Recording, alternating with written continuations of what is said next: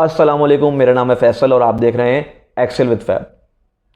आप लोगों ने ऐसी बहुत सारी वीडियोस देखी होंगी जिसमें सेल्स पर्सन को एक गाइडेंस दी जा रही है कि वो अपने कस्टमरों को कैसे कन्विंस कर सकता है, कैसे जो है वो उसको राम कर सकता है। मगर हम आज अपनी वीडियो के अंदर 7 ऐसे टॉपिक्स को डिस्कस करेंगे, 7 ऐसे बुलेट पॉइंट्स को डिस्कस करेंगे जो किसी भी सेल्स पर्सन को अवॉइड करने चाहिए अपने सेल्स टॉक के दौरान।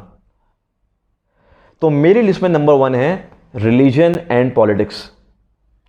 Although religion and politics 2 different topics हैं, मगर पाकिस्तान और साउथ ईस्ट एशिया के अंदर ये बड़े अहमियत के हामिल हैं। इनके टच पॉइंट्स बड़े इम्पैक्टफुल हैं, क्योंकि ये बात नोट की गई है और ये देखा भी, ये एक्सपीरियंस मैंने खुद भी एक्सपीरियंस किया है कि अगर 2 पार्टीज़ बैठी हुई डिस्कस कर रही हैं और दोनों रिलीजन या पॉलिटिक्स का एक टॉपिक निकल कर आ गया और दोनों के पॉइंट ऑफ व्यू थोड़े डिफ़र करते हैं, तो वो एकदम से जो है ना, आप ये बात नोट करेंगे कि यार चीज़ें जो है ना वो पोलराइजेशन की तरफ जाती हुई नज़र आएंगी। तो अगर आप लोगों की सेल्स डिस्कशन, सेल्स टॉक बड़े इनिशियल लेवल पे है और आप पहली या दूसरी मुलाकात कर रहे हैं अपने कस्टमर के साथ और आप एक दूसरे को इतना डिटेल में नहीं जानते, तो मैं आप लोगों को ये रिकमेंड करूँगा कि आप इन दोनों टॉपिक्स को अवॉइड कीजिए अपनी सेल्स टॉक से।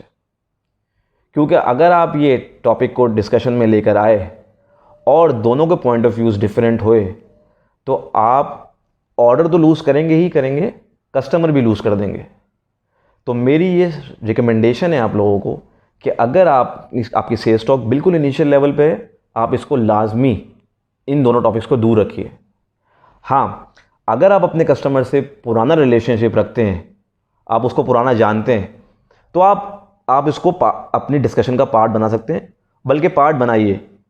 क्योंकि अगर आपकी अंडरस्टैंडिंग अच्छी है तो, क्योंकि ये दोनों टॉपिक्स ऑल्दो इनिशियल लेवल पे थोड़ी पोलराइजेशन की तरफ जा सकते हैं, मगर आपकी अंडरस्टैंडिंग अच्छी है तो आप इनको डिस्कशन का पार्ट बनाइए, क्योंकि बड़े इंटरेस्टिंग टॉपिक्स हैं। आप इसमें बड़ा अच्छी बॉन्डिंग डेवलप कर सकते हैं।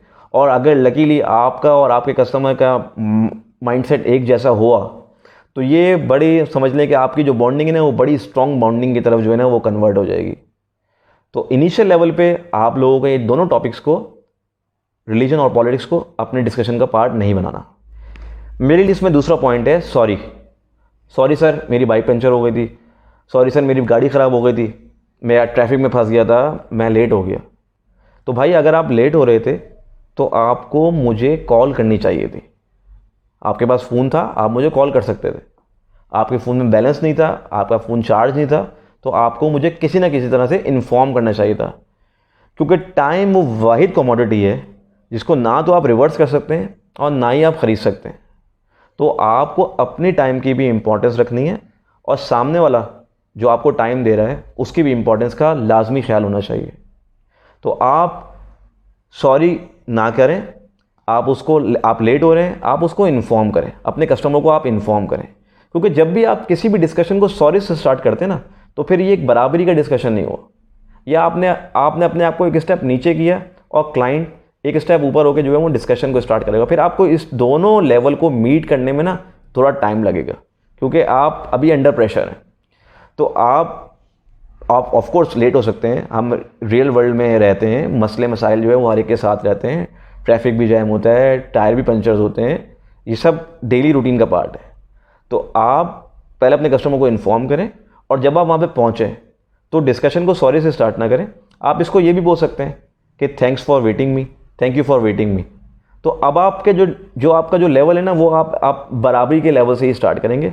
आपने उसको इन्फॉर्म कर दिया था प्रायरली और आपने थैंक यू भी कर दिया, उसने आपका इंतज़ार किया, आपने उसके बदले में थैंक यू कर दिया। तो ये अब एक बराबरी का रिलेशनशिप है। तीसरा पॉइंट है मेरी लिस्ट में कसम खा के माल बेचना।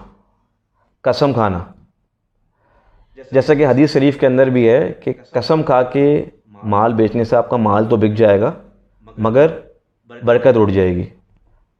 तो हमारा दीन भी ये सिखाता है कि कसम खा के माल नहीं बेचना चाहिए, आपको अपना माल मेरिट की बेसिस पे बेचना चाहिए। अगर आपके माल में क्वालिटीज़ हैं और वो सामने वाले के लिए फ़ायदेमंद भी है, तो आप उसको कसम खा के माल ना बेचें, आप उसको मेरिट की बेसिस पे माल बेचें। अपनी प्रोडक्ट को कस्टमर के सामने सही तरह एक्सप्लेन करें और इंशाल्लाह आपका माल जो है वो आपकी प्रोडक्ट सेल होगी। आप कसम ना खाएं, कसम से अवॉइड करें। नंबर 4 मेरी लिस्ट में है कॉन्ट्रैक्ट।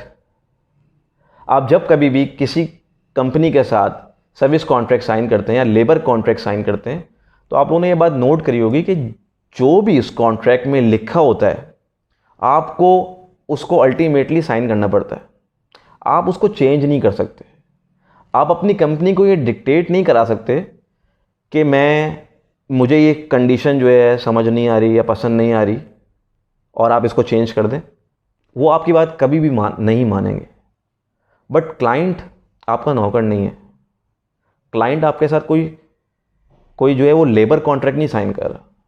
तो आप इस कॉन्ट्रैक्ट के वर्ड को चेंज कर सकते हैं एग्रीमेंट से। एग्रीमेंट का मतलब क्या है कि दो पार्टीज बैठेंगी, दो बातें वो उसकी मानेगी, पार्टी ए उसकी मानेगी, दो बातें पार्टी बी उसकी एक्सेप्ट करेगी और दोनों कहीं ना कहीं किसी न किसी पॉइंट पे एग्री करेंगे और उन एग्री पॉइंट्स को आप एग्रीमेंट की शेप दे सकते हैं, टर्म्स ऑफ रेफरेंसेस की शेप दे सकते हैं और साइन कर सकते हैं। तो आप इस कॉन्ट्रैक्ट के वर्ड को चेंज कर दें एग्रीमेंट से। नंबर 5 बड़ा इंटरेस्टिंग पॉइंट है, वो है ट्रस्ट मी। सर आप मेरा यकीन करें, सर सुबह मैं ये केले 150 रुपये दर्जन बेच रहा था मगर मैं अब आपको जो है वो 100 रुपये दे दूंगा। भाई तुम मुझे क्यों दे देगा 100 रुपये? मैं तेरे चचा का बेटा हूँ या मैं तेरा कोई रिश्तेदार हूँ, मुझे 100 रुपये क्यों दे दोगे? तो इसलिए इस वर्ड को ट्रस्ट मी, यकीन करें कि वर्ड को अपने डिस्कशन से दूर रखिए। क्योंकि उसकी वजह ये है कि ये सामने वाले को ये एक इम्प्रेशन देगा कि क्या आप इससे पहले जो डिस्कशन करते आ रहे थे क्या वो झूठ थी? ऐसा बिल्कुल नहीं है। तो आपको ये बोल के सामने वाले को एक्सेप्ट कराने की ज़रूरत नहीं है। वो बोलते हैं कि action speaks louder than words. तो आप पहले भी सच बोल रहे थे और आप अभी भी सच बोल रहे हैं। आपको ये सामने वाले को बताने की ज़रूरत नहीं है। तो ट्रस्ट मी, यकीन करें कि वर्ड को अपनी सेल्स टॉक से थोड़ा दूर रखिए। नंबर 6 पॉइंट है फॉलोअप। कुछ सेल्स पर्सन फॉलोअप करते हुए डरते हैं। उन्हें डर लगता है कि शायद हम कस्टमर से 2-3 मरतबा फॉलोअप कर लेंगे तो कस्टमर मना कर देगा और उनका ऑर्डर कैंसिल हो जाएगा। तो पहले तो आप अपनी प्रोडक्ट के अंदर इतना कॉन्फिडेंस लेके आइए कि आप जो प्रोडक्ट सेल आउट कर रहे हैं वो सामने वाले के प्रोसेस में जाके कोई ना कोई वैल्यू ऐड करेगी या उसकी ज़िंदगी के अंदर कोई ना कोई वैल्यू एडिशन करेगी। तो आप बेसिकली अपनी प्रोडक्ट, अपनी कमोडिटी को एक्सचेंज कर रहे हैं पैसों के एवज। और जैसे कहते हैं कि there is no free lunch in this world, तो बात बिल्कुल सही है कि क्लाइंट आपके प्रोडक्ट या कमोडिटी को परचेज कर रहा है और आपके उसके एक्सचेंज में आपको पैसे दे रहा है। और आखिरी पॉइंट है मेरी लिस्ट में कंपटीशन को डिस्कस करना। यहाँ पे बहुत सारे सेल्स पर्सन गलती कर जाते हैं। अपनी प्रोडक्ट को तो बहुत अच्छी तरह एक्सप्लेन करते हैं जो कि बिल्कुल ठीक है, बट कंपटीशन को जो है वो डिग्रेड कर देते हैं जो कि बिल्कुल गलत है। यहाँ पे मैं आप लोगों को एक लाइव एग्जाम्पल शेयर करूँगा कि एक बहुत बड़ी कंपनी जो नेशनल लेवल पे काम करती है, उसके CEO एक क्लाइंट से डील फाइनलाइज करने के लिए गए। उन्होंने टेक्निकली अपने प्रोडक्ट को एक्सप्लेन भी किया, कमर्शियली भी सारी चीज़ें फाइनलाइज कर दी और कस्टमर ने कहा कि हम आपको कल परचेज ऑर्डर इशू कर देंगे। उठते उठते वो भाई साहब ये बोल गए क्लाइंट को कि सर आपने ABC कंपनी को तो इनवाइट नहीं किया, क्योंकि हाँ आजकल ABC कंपनी जो है वो XYZ प्रोडक्ट सेल आउट कर रही है और बड़ी ही पैथेटिक किस्म की जो है वो प्रोडक्ट है और बिल्कुल मार्केट में जो है वो पेनिट्रेट नहीं कर सके। अच्छा, वो भाई साहब उठ के चले गए। तो क्लाइंट ने क्या किया, फ़ौरन ही ABC कंपनी को फ़ोन लगाया और उसको मीटिंग में बुलाया। पता ही चला कि क्लाइंट ने ABC कंपनी से ही डील फाइनलाइज कर ली और वो CEO साहब जो कि बहुत बड़ी कंपनी के नेशनल लेवल पे जो कंपनी काम करती थी वो ऑर्डर नहीं हासिल कर सकी जबकि डील फाइनलाइज हो चुकी थी। तो कस्टमर मेजॉरिटी टाइम्स जो है वो कंपटीशन को डिस्कस करते हैं। तो एज अ सेल्स पर्सन आपकी ज़िम्मेदारी बनती है कि आप अपने प्रोडक्ट को के सारे पॉजिटिव पॉइंट्स को एक्सप्लेन करें और अगर कस्टमर बज़िद है कंपटीशन को डिस्कस करने के लिए तो आप बिल्कुल कह सकते हैं कि सर हाँ बिल्कुल ABC कंपनी जो है वो XYZ प्रोडक्ट जो है वो सेल आउट कर रही है, बड़ी अच्छी प्रोडक्ट है, वो भी मार्केट में काम कर रहे हैं, हम भी मार्केट में काम कर रहे हैं। और दूसरा, मैं इसलिए भी सेल्स पर्सन को ये रिकमेंड करता हूँ कि वो कंपटीशन को डिग्रेड ना करें, क्योंकि कुछ नहीं पता कि आज आप जिस कंपनी में काम कर रहे हैं कल ABC कंपनी में काम कर रहे हो, तो क्लाइंट लाजमी तौर पर आपको ये ताना मारेगा कि यार जब तुम उस कंपनी में थे तब तुम उसकी अच्छाई करते थे और XYZ कंपनी की बुराई करते थे। आज तुम XYZ कंपनी में आ गए हो तो ABC कंपनी की बुराई कर रहे हो। तो इन चीज़ों को अवॉइड करें, अपने डिस्कशन का बिल्कुल भी पार्ट नहीं बनाइए। आई होप कि मेरी वीडियो आपको अच्छी लगी होगी। अगर अच्छी लगी है तो मेरी वीडियो को लाइक कीजिए, मेरे चैनल को सब्सक्राइब कीजिए। टिल देन, अल्लाह हाफ़िज़।